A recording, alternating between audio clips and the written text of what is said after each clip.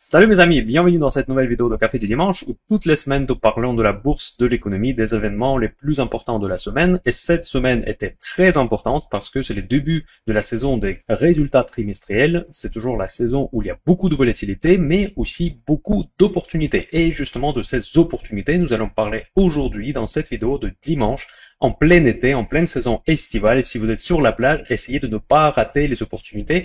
Il y en a beaucoup. Le focus principal de cette vidéo, ça sera pas les sociétés nécessairement hype, mais surtout les sociétés qui sont intéressantes par rapport à leur valorisation, par rapport à leur perspective, où la réaction du marché était peut-être excessive. En gros, le focus, c'est les bonnes idées pour votre portefeuille bourse. Nous commençons.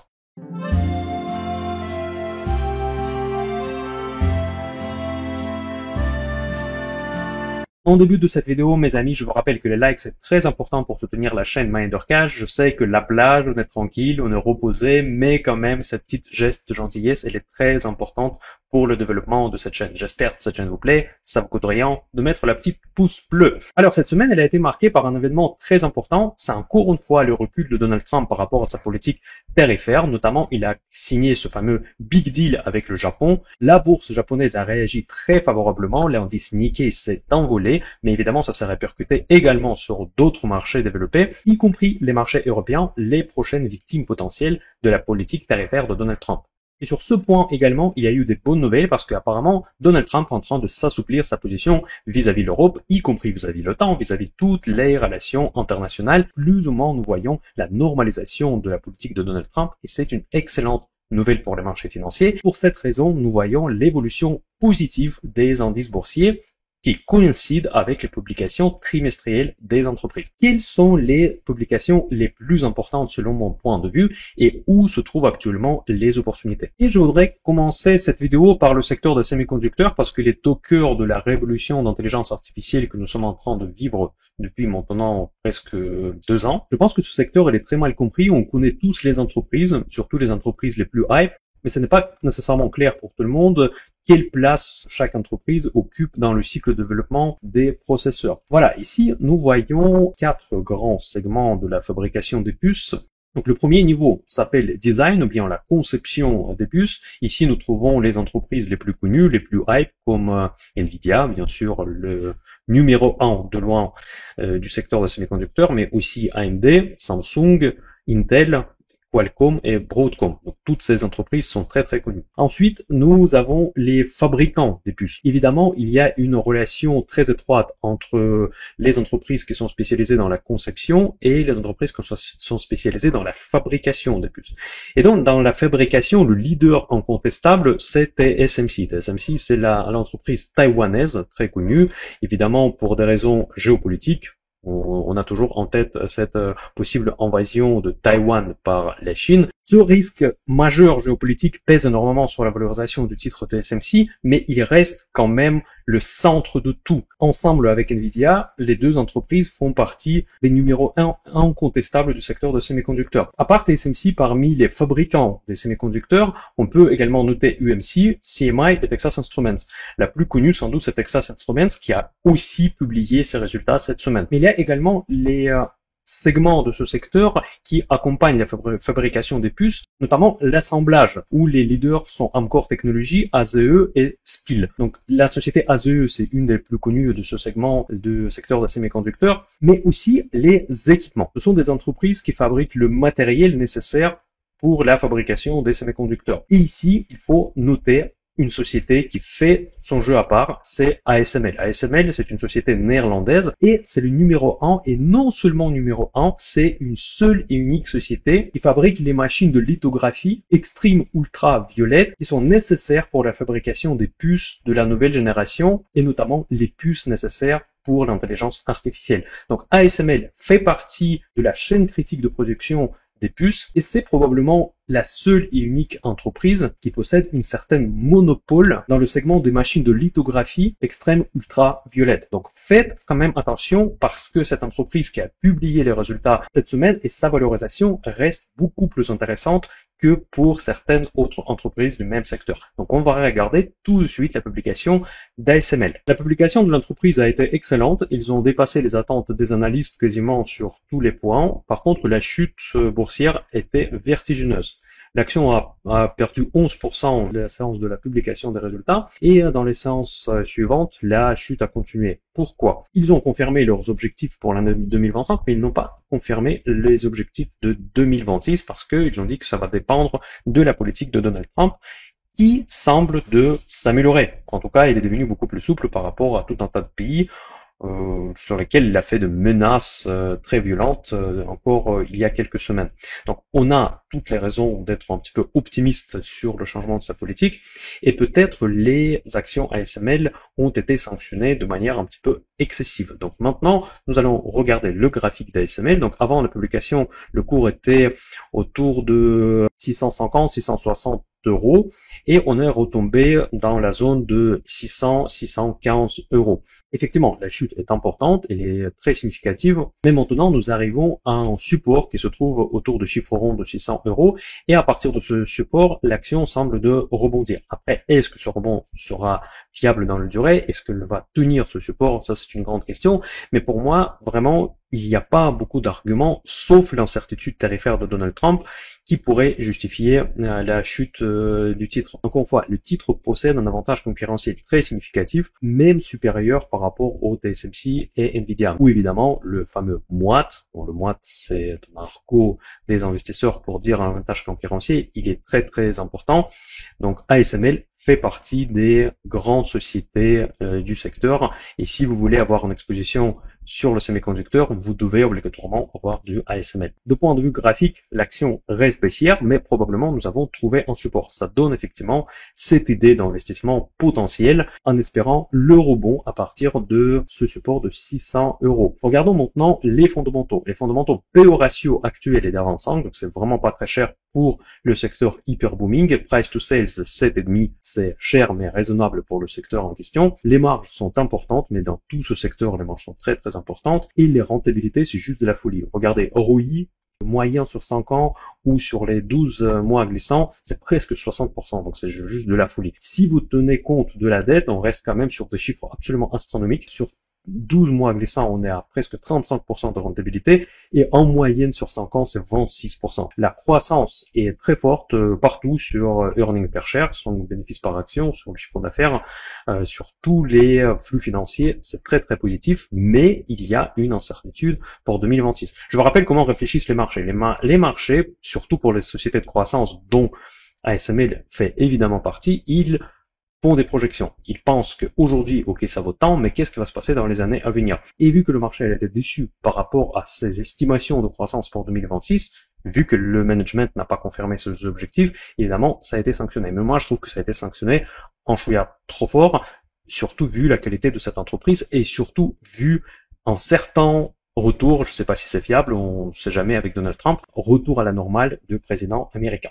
Voilà, current ratio il est supérieur à 1, donc il n'y a aucun problème, la dette elle est très faible, même pas à 21%, donc ça c'est top de top en termes de la santé financière. Les dividendes, pour les sociétés comme ça, on les regarde presque pas, mais il y a quand même 1% de dividendes, si ça peut vous faire plaisir, tant mieux. Donc cette entreprise ASML que moi j'ai commencé à augmenter dans mon portefeuille, j'avais une ligne, c'était pas une ligne très grosse que j'avais, maintenant pris une position spéculative en plus à ma ligne d'un portefeuille Minder Cash Patrimoine. Donc si ça vous intéresse de rejoindre le club patrimoine, c'est dans la description à cette vidéo, mais j'ai pris également une position spéculative à court terme sur l'action ASML en comptant sur le rebond dans la zone de 650-700 euros. J'espère, j'attends, je suis confiant et en plus, faire de la spéculation avec l'action de qualité, ça fait toujours plaisir car au pire des cas, vous gardez l'actif de grande qualité avec des énormes avantages concurrentiels. Si vous voulez commencer en bourse et commencer sérieusement, une des premières questions, c'est le choix d'un courtier. Interactive Brokers, c'est un des meilleurs courtiers qui est coté en bourse et représente une entreprise avec un bilan un des plus solides au monde. La solidité du courtier, c'est la sécurité de votre investissement. Interactive Brokers, c'est le partenaire du projet Minder Cash et le courtier que moi j'utilise pour tous mes investissements en bourse pour des multiples raisons. Notamment, ce courtier propose l'accès aux marchés mondiaux aux frais très attractifs et avec une qualité d'exécution irréprochable. Les outils professionnels très sophistiqués qui peuvent vous remplacer d'autres abonnements d'analyse boursière, quelle que soit votre approche technique ou fondamentale. Par ailleurs, Interactive Brokers propose un des meilleurs taux de placement du cash non investi sur leur compte de trésorerie, dont vous pouvez profiter avant de saisir les opportunités. Pour en savoir plus, tous les détails sont à la description à cette vidéo et à bientôt chez Interactive Brokers. Et on continue. Une autre société de même secteur qui a publié ses résultats cette semaine, c'est Texas Instruments. Je vous rappelle le schéma que je viens de vous présenter. Cette entreprise se trouve dans un autre segment. C'est pas le segment des équipementiers, mais c'est le segment des fabricants des puces, tout comme TSMC. Donc ça, c'est le petit collègue de TSMC. C'est très important de bien se positionner au sein du secteur. Donc Texas Instruments, c'est pas la même chose que ASML, c'est pas son concurrent direct. C'est le même secteur, mais c'est pas les mêmes sous-secteurs. Donc Texas Instruments. Où se trouve le titre actuellement? Bien, nous voyons qu'il y a eu également une chute. Quelle était la raison de chute de l'action Texas Instruments? Eh bien, la publication était quasiment copiée-collée de celle de SML. Les résultats 2025 sont excellents, parfaits. Par contre, les projections pour 2026 sont beaucoup plus prudentes parce qu'ils ne savent pas ce qui va se passer avec les tarifs de Donald Trump qui vont sans doute affecter les coûts de Texas Instruments. Car évidemment, la fabrication des semi-conducteurs, c'est un domaine complexe et c'est un domaine qui nécessite des composants de tout le monde entier et l'interaction dans le mode globalisé. Et vu que Donald Trump, c'est un anti-globaliste, il veut mettre en place les tarifs, évidemment, ça affecte les secteurs de haute technologie, comme tous les secteurs à haute valeur ajoutée. L'action a chuté également, tout comme ASML, peut-être même plus fort. Donc la chute sur 2 séances, elle était presque 16%, donc c'est encore plus violent que pour ASML, mais par contre, vous allez voir que les fondamentaux sont un petit peu plus touchy que celles d'ASML, donc on retrouve déjà PE ratio beaucoup plus cher à 35, on retrouve price to sales à plus de 9, ça reste raisonnable pour ce secteur d'exception. Je vous rappelle, intelligence artificielle, on est en pleine boom, donc on peut se permettre les multiples beaucoup plus chers qu'on aurait pu accepter pour d'autres secteurs, donc les marges sont très importantes, les rentabilités sont pourtant plus faibles, vous voyez, on paye très cher pour les rentabilités plus faibles, et la croissance, elle est bien plus modeste. Donc moi, je suis un petit peu moins convaincu par Texas Instruments que par ASML. Je vous rappelle que ce n'est pas le même segment de secteur semi-conducteur, mais par contre, les chiffres opérationnels, les flux financiers sont un petit peu plus faiblards chez Texas Instruments que chez ASML. Même si Texas Instruments fait également partie de la chaîne de production et fait partie des acteurs majeurs du secteur de semi. Nous retrouvons le coût entre ratio, le rapport entre les actifs liquides et les dettes court terme très important, donc évidemment il y a aucun risque de faillite. En revanche, la dette elle est 3 fois plus importante que celle de ASML. Je n'ai pas d'inquiétude par rapport à la capacité de payer la dette pour Texas Instruments, mais ça mérite quand même d'être noté que le bilan il est légèrement plus sensible que chez ASML. On retrouve le dividende qui est supérieur au taux sans risque, donc c'est déjà assez intéressant de considérer les dividendes à 3,3%, donc c'est bien quand même. Si jamais on se trompe en investissant dans Texas Instruments, on va quand même toucher ces dividendes qui restent non négligeables. Par contre, attention, le payout ratio il est plus proche de 100%, ça veut dire qu'ils dépensent quand même beaucoup de résultats pour payer leurs dividendes qui me paraissent un petit peu excessifs. Pourquoi les dividendes, c'est important quand même de regarder dans le secteur de croissance.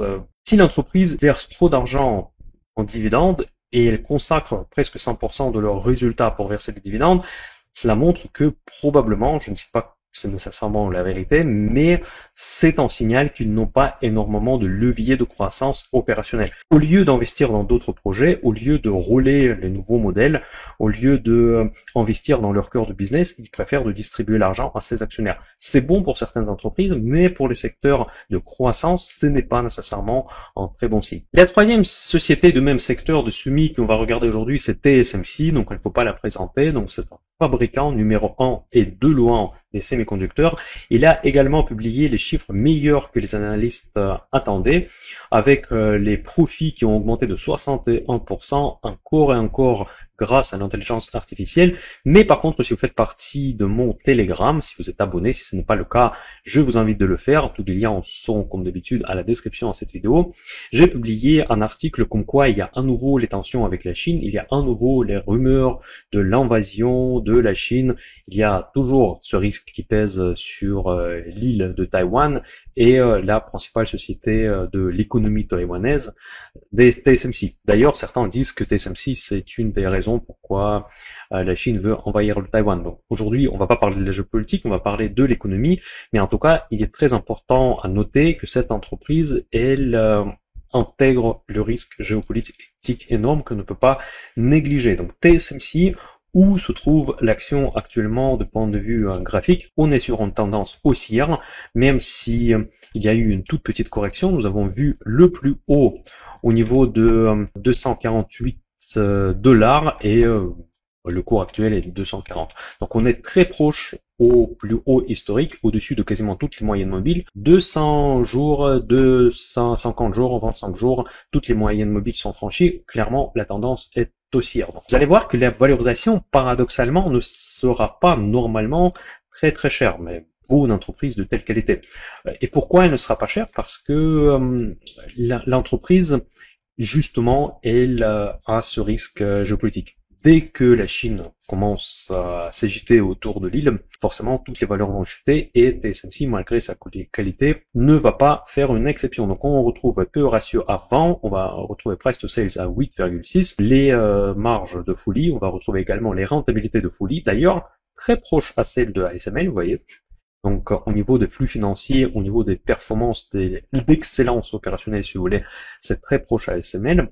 La croissance de earning per share, c'est des chiffres d'affaires, de tout ce que vous voulez. Le pourcentage de dette par rapport aux fonds propres, quasiment le même chiffre de 20% comme pour ASML. J'ai vraiment l'impression de regarder le bilan de ASML. Et le dividende, je crois que, il est versé quand même, il y a 1,5% de dividende versé avec un PE ratio à seulement 28%, ce qui est tout à fait correct. Donc, un bilan très propre, pas cher, mais par contre, si vous n'avez pas peur de risques géopolitiques, alors compte tenu de toutes ces informations, dites-moi dans les commentaires quelle société des top semi-conducteurs vous préférez.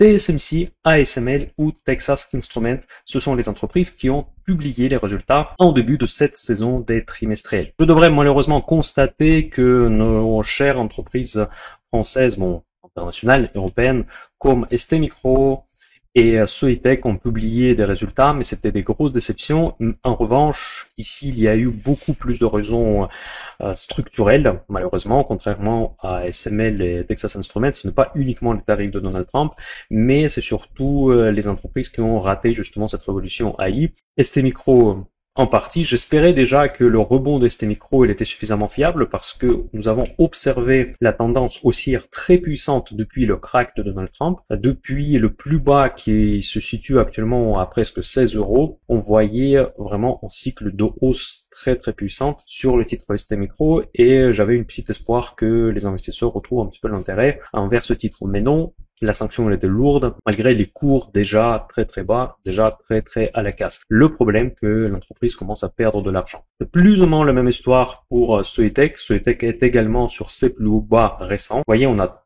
3 fois touché le niveau actuel de 40 €. C'était en avril 2025, c'était pendant le crack. Ensuite, on l'a retouché en juin 2025, ensuite on a rebondi et maintenant on est à nouveau revenu sur ce fameux support de 40 €. J'ai peur qu'à un moment donné, on va le casser et ça va faire mal. Et dans tous les cas, ce sont des entreprises un petit peu les losers de cette industrie. Maintenant, nous quittons le secteur des semi-conducteurs et on va voir la défense. C'est là où il y a eu plusieurs publications très importantes en Europe ainsi qu'aux États-Unis. Nous allons commencer par l'Europe et nous commençons par l'action Dassault Aviation. Toutes ces actions, surtout les européennes, sont des actions hype qui sont très recherchées avec le plan de défense européenne que j'ai beaucoup critiqué sur ma chaîne parce que si pour les Allemands on voit à peu près le projet, moi je trouve que ce projet il a très peu de rapport avec la défense, c'est plus la relance un petit peu à la keynésienne de toute l'infrastructure du pays. Bon bref, on va pas parler encore une fois de la politique, mais dans tous les cas, on parle beaucoup de la défense européenne, de l'armée européenne, donc selon les politiciens, selon les États, on va plus ou moins loin dans cette conversation, mais dans tous les cas, le consensus est clair que les valeurs de la défense européenne sont actuellement très recherchés et ils sont très chers au niveau des multiples. Je voudrais faire une vidéo sur le secteur de la défense. S'il vous plaît, dites-moi dans le commentaire si ça vous intéresse, parce que j'aimerais bien avoir aussi le retour de notre communauté, parce que dans le secteur de la défense, j'ai beaucoup à dire. J'ai pas envie aujourd'hui de faire une vidéo de 3 heures pour parler de tout n'importe quoi. J'aimerais bien faire une vidéo un petit peu plus détailler et creuser un petit peu plus dans les différents aspects du secteur de la défense afin de vous présenter les entreprises qui ont le plus de potentiel parce que c'est un secteur relativement complexe et il est facile de se tromper, justement. Et Dassault Aviation, il a publié le recul de bénéfices nets. C'est quand même assez impressionnant, vu que le contexte actuellement, il est très porteur. Il y a beaucoup d'argent qui va dans le secteur de la défense, mais n'oubliez pas que Dassault Aviation, ce n'est pas uniquement les Rafales, mais c'est aussi et surtout les jets privés. Le jet privé, évidemment, c'est plus le secteur de luxe, qui est très à la traîne, mais c'est la partie défense qu'on pense quelque part à ce sous-segment de l'activité de Dassault Aviation. Nous avons vu que la réaction de marché a été également violente sur le titre le jour de publication et il a chuté de presque 10%, ou si ce n'était pas plus en intraday. Actuellement, elle essaye de rebondir à partir de ce niveau. Donc pour quelqu'un qui veut se positionner, qui était en retard par rapport à cette action, comme moi, je ne dis pas nécessairement en retard parce que les valorisations sont tellement élevé qu'il est difficile de parler du retard, parce que si on était il y a 2 ans, on aurait pu parler du retard d'investissement dans cette action, mais même au niveau de 240, c'était déjà relativement cher. On n'a pas touché encore ce support, pour cette raison, je peux très bien imaginer justement cette correction plus profonde, où on va toucher un niveau de 240, si ce n'est pas 200, pourquoi pas. Je ne dis pas que c'est nécessairement mon scénario de base, parce qu'effectivement, les investisseurs, après la réaction négative suite à la publication trimestrielle, peuvent très rapidement revenir sur ces valeurs, car, encore une fois, on aime bien les valeurs de la défense européenne. C'est à vous de voir. Donc, si vous voulez commencer à faire de la DCA à partir de ce niveau, encore une fois, je vous rappelle que je n'ai pas le droit de donner des conseils d'investissement. Tout ce que vous faites, c'est votre choix personnel. Donc actuellement, si on regarde le PE ratio, on est à 27. On peut dire que ce n'est pas excessif, mais par rapport à la moyenne de secteur, si vous regardez les entreprises américaines similaires, vous allez retrouver les PE ratio bien plus bas. Price to sales n'est pas spécialement excessivement cher non plus, à 3,3. Les marges, la marge brute évidemment pour ce secteur elle est importante, mais la marge nette, mes amis, elle est à 10%. C'est pas ce qu'on a vu tout à l'heure pour le secteur de semi. Je suis pas en train de comparer évidemment la défense et les semi-conducteurs, mais quand même. Les rentabilités ici sont très faiblards, donc on voit 5% de rentabilité. Franchement, pour une société qui est censée être hype, ce n'est pas fou. Et en plus, on voit la diminution de earnings per share, donc c'est le bénéfice par action. La croissance du chiffre d'affaires, elle est là, mais c'est que le seul critère par rapport auquel on peut dire que c'est une société de croissance aujourd'hui. Vous savez, la croissance de chiffre d'affaires, ce n'est pas nécessairement le meilleur indicateur. C'est très important pour montrer que l'activité croît, mais l'efficacité de l'entreprise derrière peut faire en sorte que cette croissance du CA soit absorbée par des coûts excessifs, par tout un tas des différentes inefficiences et probablement une mauvaise gestion. Je ne dis pas que c'est une société mal gérée, mais dans tous les cas, ça me paraît quand même léger compte tenu du prix que le marché nous propose aujourd'hui. Donc current ratio il est pile poil à 1, donc c'est le seuil minimal. La dette elle est quasiment inexistante. Par contre ça je suis assez surpris, j'espère que ce n'est pas le problème de feed de données de investing.com, parce que pour des entreprises industrielles comme Dassault Aviation ça me paraît assez étonnant de voir la dette long terme à seulement 4% de fonds propres. Donc cette information à mon avis nécessite une vérification supplémentaire, et le dividende est quasiment inexistant, très faible, 1,5%. Donc voilà, Dassault Aviation, pour ceux qui croient, ceux qui veulent avoir cette action dans son portefeuille, c'est probablement une opportunité. Également, Thales, il a publié ses résultats. Les résultats, ils étaient excellents, ils étaient supérieurs aux attentes, etc. Cette entreprise, elle profite à fond de boom de la défense européenne, parce qu'il y a également le segment électronique de haute technologie qui est très recherché. L'action de bourse, elle était assez mitigée, donc on a eu une petite baisse parce qu'on a voulu prendre les profits sur ce secteur, compte tenu de changement de posture, un léger changement de posture de Donald Trump, mais aussi certaines déceptions Dassault Aviation qui a publié presque au même moment avec Thales. Donc là, on se trouve plus ou moins sur le support de 238, 240 euros. Donc si vous voulez commencer à accumuler cette action, ça peut être une bonne idée. Je dirais que c'est presque meilleure idée que Dassault Aviation, car pour le moment, les budgets de la défense ne contribuent pas forcément dans leur profitabilité opérationnelle. Et en plus, il y a des rumeurs que même avec le nouveau projet de renforcement de l'Europe face à la menace de la Russie va passer par le rachat des armes américaines en euros et en euros. Donc ici, on retrouve pour Thales le PE ratio très important, 48. Par contre, on price to sales à 2,6, tout à fait correct. On a des marges pas très extraordinaires non plus. Les rentabilités également beaucoup plus faibles que le secteur de semi-conducteurs, mais légèrement supérieures à Dassault Aviation. La croissance, par contre, le BNA, donc bénéfice par action, et du chiffre d'affaires, donc tout est en croissance, tous les flux financiers. On retrouve la dette, beaucoup plus logique pour moi. Et en revanche, le coût intration en dessous de 1, ça je n'aime pas. Ça veut dire quoi, le coût intration en dessous de 1? Ça veut dire que ils n'ont pas suffisamment d'actifs liquides pour payer leurs emprunts à court terme. En fait, leurs dettes qu'ils doivent verser au sein de l'exercice en cours. Ça ne va pas dire qu'ils vont faire faillite demain, mais ça veut dire qu'ils gèrent le budget de manière pas très conservative. Et le dividende, il est aussi autour de 1,4, 1,5%, ce qui représente quasiment rien de nos jours, car le taux sans risque se trouve à peu près dans la zone des 3%. Une autre société du secteur de la défense que je ne peux pas passer à côté, c'est Lockheed Martin. C'est le fameux fabricant des stealth, des avions de chasse américains. Par contre, c'est un vrai équipementier de l'OTAN, donc c'est une très très grosse entreprise qui fait partie d'ailleurs de la fabrication des systèmes Patriot qui sont livrés à l'Ukraine. Donc, ils font partie de débats politiques entre Donald Trump, l'Ukraine et l'Union européenne. C'est très important de suivre l'évolution de cette entreprise et là, très déçu les marchés. Et en plus, elle a publié quasiment au même moment avec son concurrent Northrop Grumman qui a publié les résultats supérieurs aux attentes des analystes. On va regarder très rapidement ces deux entreprises. Encore une fois, je vous rappelle que n'oubliez pas de me dire si vous voulez une vidéo sur le secteur de la défense. Par contre, si vous cherchez l'exposition sur le secteur de la défense, clairement, LMT, donc Lockheed Martin doit en faire partie, et nous sommes sur un support qui n'a pas pu casser à plusieurs reprises sur beaucoup d'années, mes amis. Vous savez, on a essayé déjà en 2024, on a cassé une seule fois en 2023. Cette entreprise, aujourd'hui, effectivement, elle n'est pas chère. C'est contrairement à toutes les entreprises de la défense européenne que nous avons vues, ça peut paraître effectivement une véritable opportunité. Lors de cette publication, l'entreprise elle a fait état de certaines déceptions financières et rentabilité par rapport à certains programmes majeurs qui existaient déjà. Il ne s'agit pas des nouveaux programmes, les commandes des avions militaires. Et bien, ils sont en train de passer plus de réserves dans les charges au niveau de leur comptabilité. Ça a été très mal perçu par le marché parce qu'évidemment, actuellement, le secteur de la défense il est très booming. Si dans ce contexte, l'entreprise n'est pas capable de délivrer les résultats opérationnels convaincants, dans ce cas-là, effectivement, ça ne plaît pas aux investisseurs, c'est quelque chose que je comprends. C'est pour ça que la sanction, il était quand même assez violente, on a perdu presque 10% la journée de la publication des résultats de Lockheed Martin.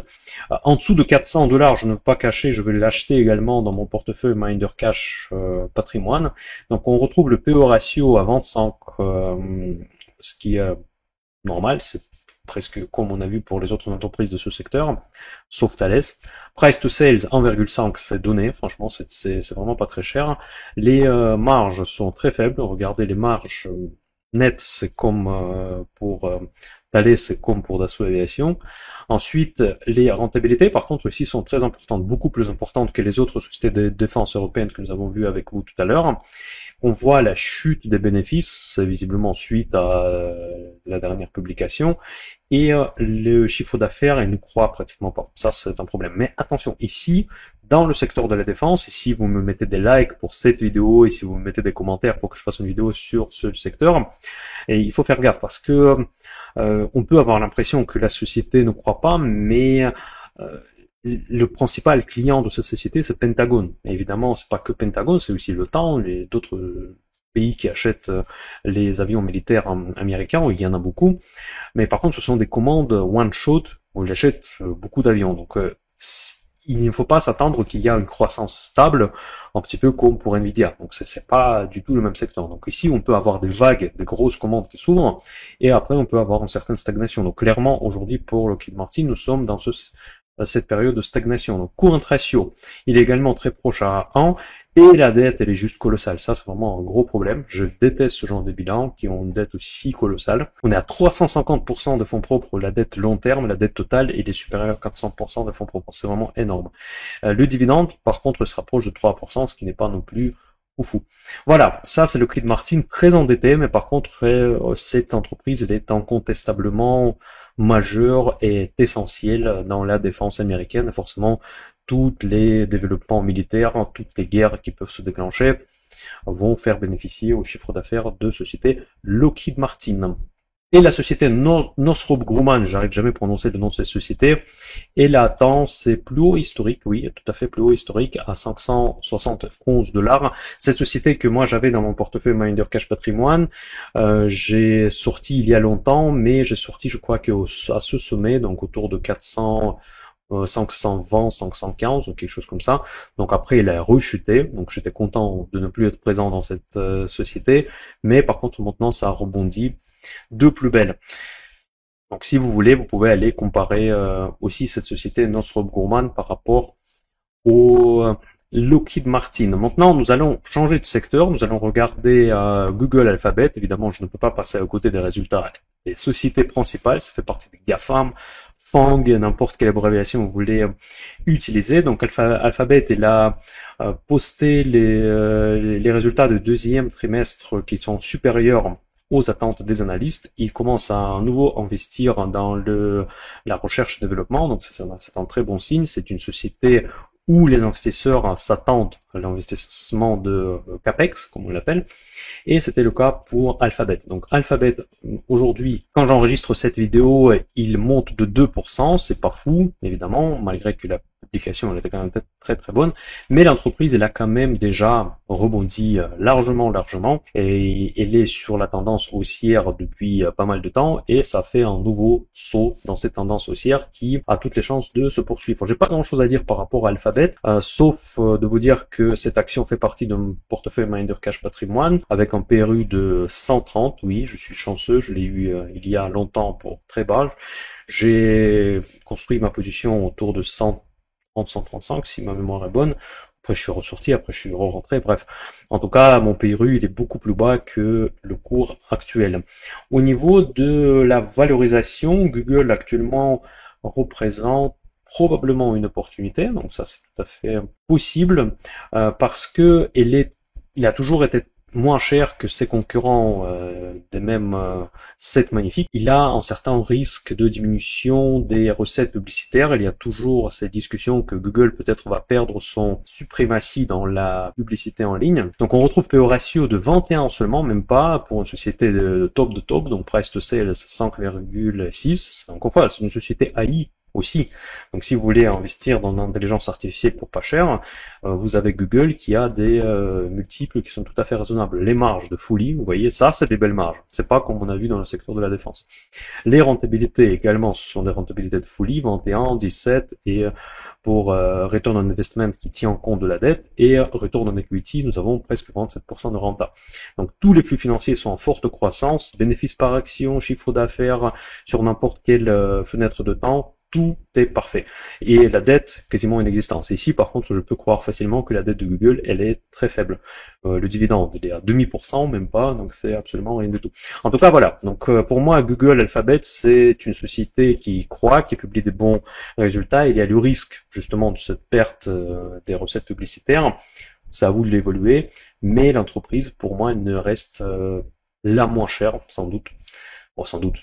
En tout cas, pour moi, c'est l'entreprise la moins chère de cette magnifique. Et la dernière société que nous allons regarder aujourd'hui, c'est Tesla. C'est une société sur laquelle je détiens une option put dans le club Option Invest. Donc ça, c'est le club où il y a une formation sur l'investissement avec des options.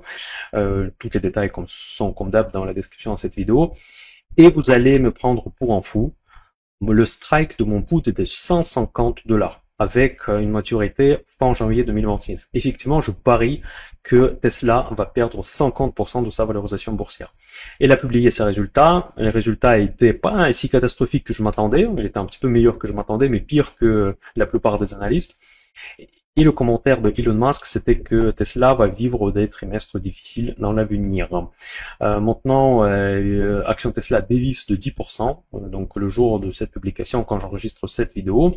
Et là, vous allez voir pourquoi moi je pense qu'il va dévisser. Parce que, évidemment, c'est le secteur auto. Tesla, avec l'image de Elon Musk, a été largement endommagé après la réélection de Donald Trump, avec toutes ces histoires de signes nazis, tout ça. Bon, bref, je veux pas reprendre tous ces sujets. PE ratio 160, mes amis, c'est 2 fois plus que Nvidia. Nvidia, c'est une cash machine. Et vous allez voir que Tesla, elle est de loin, on n'est pas une cash machine. Je ne dis pas que tout le monde doit se positionner short, etc. Surtout pas, parce que moi, je sais le faire. Avec les options, vous pouvez limiter largement votre risque. Surtout, ne faites pas n'importe quoi sur les positions short. J'hésitais même de parler aujourd'hui de Tesla, parce que dès qu'on parle de short, quelque part, je voudrais 2 fois préciser que cette stratégie, elle est destinée à des personnes qui savent maîtriser le risque. Avec des options, vous pouvez le faire. Avec les instruments directs, si vous faites des ventes à découvert, vous pouvez vous retrouver avec des gros problèmes financiers par la suite. C'est surtout pas une recommandation. Donc, PE ratio, price to sales, pardon, c'est pas un 11,5, c'est énorme pour une société comme ça. Les marges sont faibles, les rentabilités sont faibles. Donc la perte de bénéfices par action, elle est juste dramatique, et il y a même la perte de chiffre d'affaires. Ici, c'est très important. Ils vendent moins qu'avant. Donc c'est non seulement la cash machine qu'ont Nvidia, et en plus, ils perdent de la vitesse. En fait, c'est juste les flux financiers qui sont en train de diminuer. Toute cette société, pour moi, elle tient uniquement sur la figure de Elon Musk et surtout la inertie de sa popularité, de son côté médiatique. Donc il n'y a pas de dette, ça c'est top, courant ratio est propre.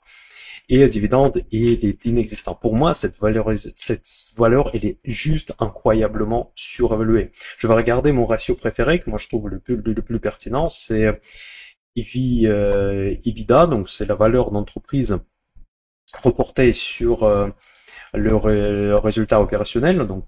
Et donc EV/EBITDA pour l'action Tesla, actuellement, il est à 83,6. Vous savez, je trouve que l'entreprise, elle est chère. Je peux accepter pour certains de luxe, pour secteur de semi-conducteurs, quand on est 18-20. Pour moi, c'est déjà cher. Les valeurs bon marché, c'est 12, 10. Ça, c'est vraiment intéressant. Ici, on a 83,6. C'est juste la folie totale. Après, je sais pas ce que vous en pensez. Dites-moi ça dans les commentaires. Mais franchement, Tesla, moi, je suis short. Vous, je ne vous conseille surtout pas de faire du short. Mais si vous voulez être long, réfléchissez 2 fois. Évidemment, c'est vous qui vous prenez la décision. Pour moi, Tesla, c'est clairement niet. Mes amis, quand j'enregistre cette vidéo, je ne connais pas encore les résultats des publications de LVMH du luxe. On va sans doute en parler encore sur Telegram dans mes prochaines vidéos à suivre. Donc, je vais continuer à vous présenter les résultats les plus intéressants des entreprises françaises, européennes, américaines, toutes les semaines dans les cafés de dimanche. N'oubliez pas de vous abonner, partager cette vidéo avec vos amis qui s'intéressent à la bourse et à la finance. Je vous dis à très bientôt. Bon dimanche et bonnes vacances si vous êtes en train de vous reposer. Bye bye, mind your cash.